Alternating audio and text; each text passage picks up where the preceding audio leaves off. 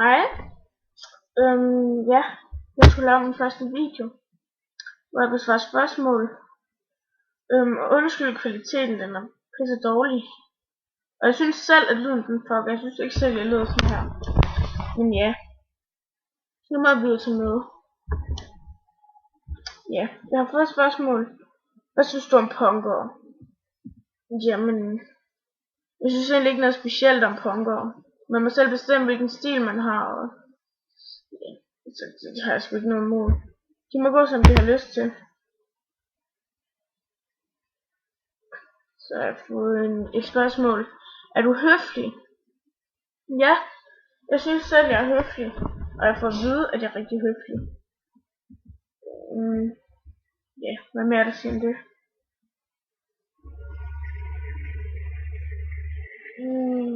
Hvad synes du om udlændingen? Hvad synes du om udlændingen? Dem synes jeg ikke noget specielt om. Altså, jeg synes ikke, man kan synes noget specielt om dem. De kan være så forskellige. Men jeg har ikke noget imod dem. Eller noget imod deres religion, eller noget som helst. De er ligesom alle os andre. Så har jeg fået et spørgsmål. Er du tilfreds med dit udseende? Nej, det synes jeg nu ikke. Nej. Egentlig ikke. Fuck, siger jeg ikke meget Nå, fuck det der.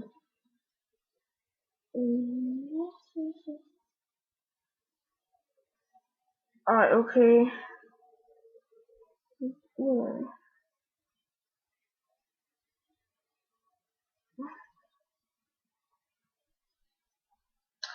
Jo, så har jeg den fucker lige lidt, den er gået ud af hele lortet. Jeg kan godt huske, så jeg har fået et spørgsmål. Kunne du se dig selv sammen med en udlændingedreng? Ja, det kunne jeg godt. Altså som jeg lige har sagt, de er ikke anderledes end alle os andre. De synes, at de er ligesom alle os andre. Så ja, det kunne jeg godt.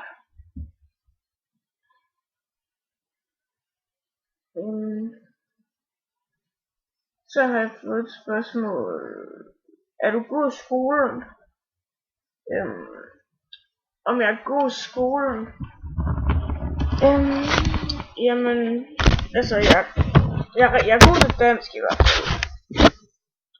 Matematik det stinker til, det vil jeg gerne indrømme. Engelsk det er nok heller ikke lige så god til.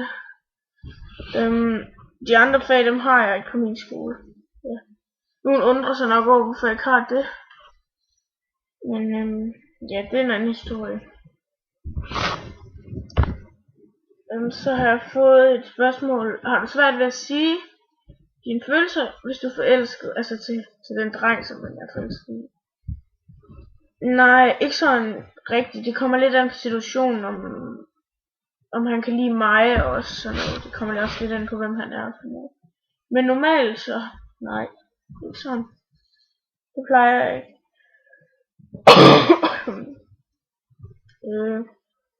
Så ryger dine venner eller veninder?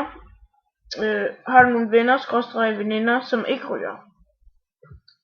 Det er langt fra alle mine venner, der ryger. Altså overhovedet ikke alle sammen. Jeg har masser af venner og veninder, der ikke ryger. Ja. Hvad skal du efter 9. Hvis du går ud af 9. Hvad laver du så? Jeg er ikke gået i 9. endnu. Jeg skal først i 9. efter sommerferien. Men jeg ved ikke, jeg regner måske med at tage på efterskole efter min 9. klasse. Ellers så vil jeg gerne på noget, der hedder EO Produktionsskole, der ligger her i Aarhus. Yes.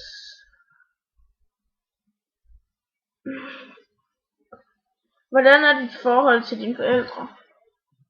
Jamen, det er fint. Jeg har et godt forhold til mine forældre. Det svinger lidt nogle gange. Vi har nogle dårlige perioder, så har vi nogle gode perioder. Altså.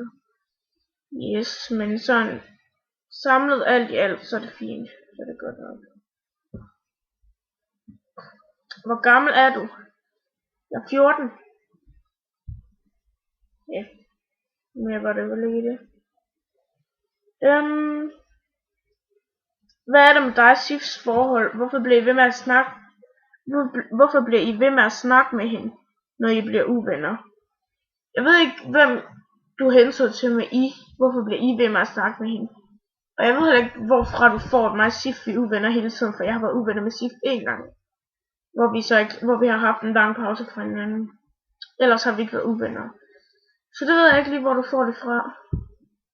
Men mig og Sif, vi har et fint forhold, og der er ikke noget vej med vores forhold.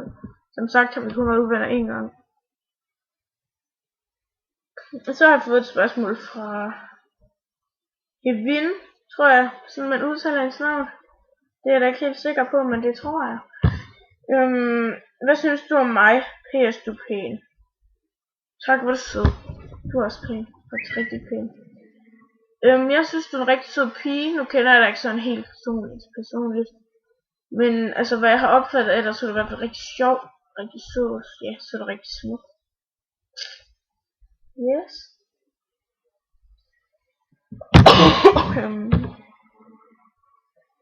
Hvad synes du om dem på 12-13 år, der ryger?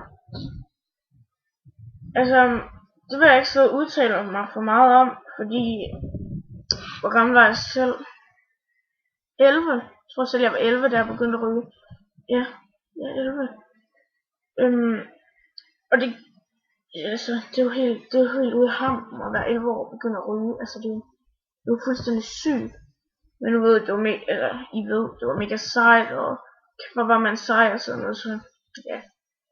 Det endte bare med, at man blev afhængig og sådan noget. Og nu er der så nogle forskellige grunde til, hvorfor jeg ryger. Men hvad jeg synes om dem på 12-13 år, der ryger, det vil jeg ikke udtale mig for meget om, fordi jeg gjorde det selv jo. Men altså det kommer nok lidt an på, hvorfor de gør det. De der bare går rundt og gør det for at være seje og sådan noget, nej, det kan simpelthen ikke have. Det skal de bare lade være med. Men der kan jo være så mange forskellige grunde til det, så det vil jeg ikke udtale mig for meget om. Har du haft nogle problemer i dit liv angående din sygdom?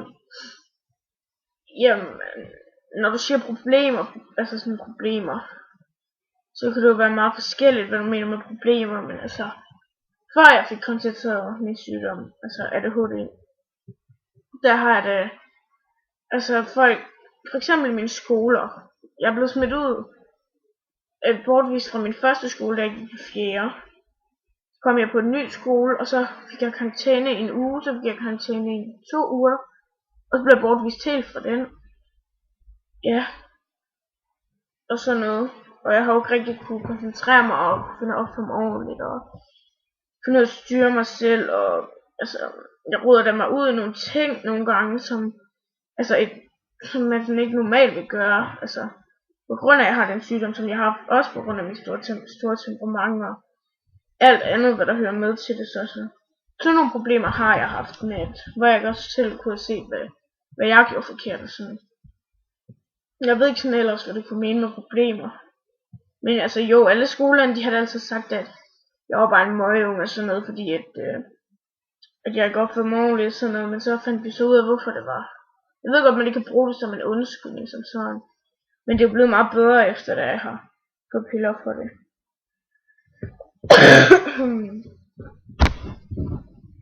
Din holdning til rygning. Ryger du selv? Hvor meget ryger du? Og så videre. Jamen, min holdning til rygning, det ved jeg egentlig ikke. Der kan være så mange forskellige grunde til, at man ryger. Altså, jeg har ikke nogen speciel holdning som sådan. Men jo, altså jeg ryger selv. Og jeg ved ikke, jeg ryger nok. Det er faktisk forskelligt. Jeg ved det ikke. 10, 11, 12, 15 om dagen, og nogle gange lidt over. Det ved jeg faktisk ikke. Sådan helt 100. Ja, som det der kører. Nej, fuck, jeg er noget nu. Nå. Video. Tror du ikke selv, at det er lidt fake med det modeljob? Okay, det her spørgsmål, det har jeg faktisk glædet mig til at svare rigtig meget på. Og det fik jeg lige her faktisk første gang, jeg sendte spørgsmålet ud, at jeg skulle lave en video. Og nu skal jeg endelig svare på det. Og det har jeg bare set mig frem til. Okay.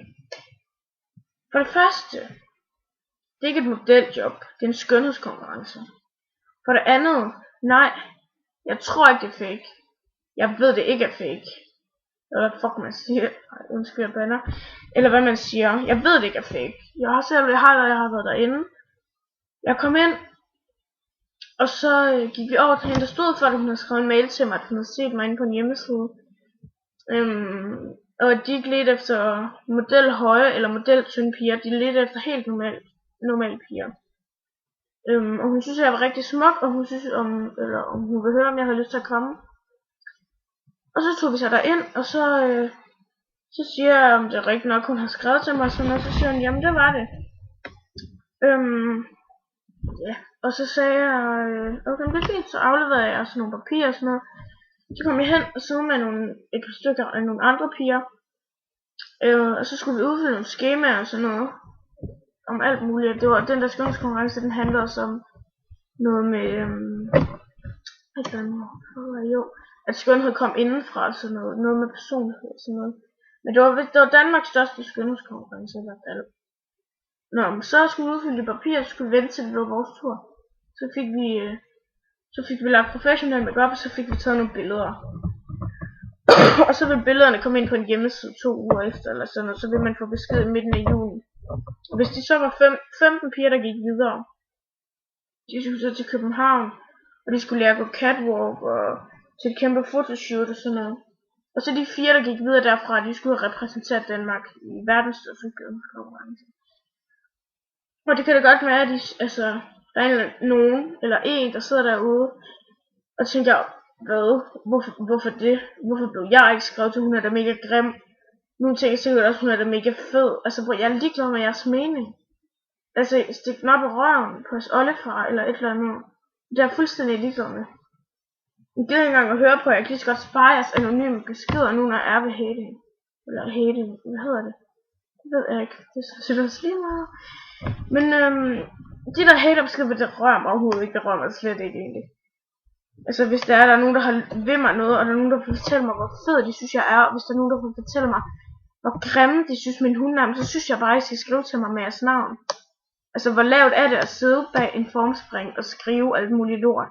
Og jeg får sikkert også en masse efter den her video. Men så beviser det bare, hvem der laver jer. Også. Så må jeg bare forstå det. Ja, det er op og røven på det. Yes. Så har jeg fået 2 beskeder mere. Eller spørgsmål mere hedder det. Har du silikonepatter? Den har jeg så hørt efterhånden rigtig mange gange. Jeg er lidt syg. Og jeg har svaret på det så mange gange. Men hvad tror jeg? Jeg er 14 år gammel. Tror jeg så, jeg render her rundt med silikonepatter eller hvad? Nej. Ej vel, jeg er 14 år gammel, selvfølgelig render jeg ikke rundt med silikonepatter. Tænk jer om.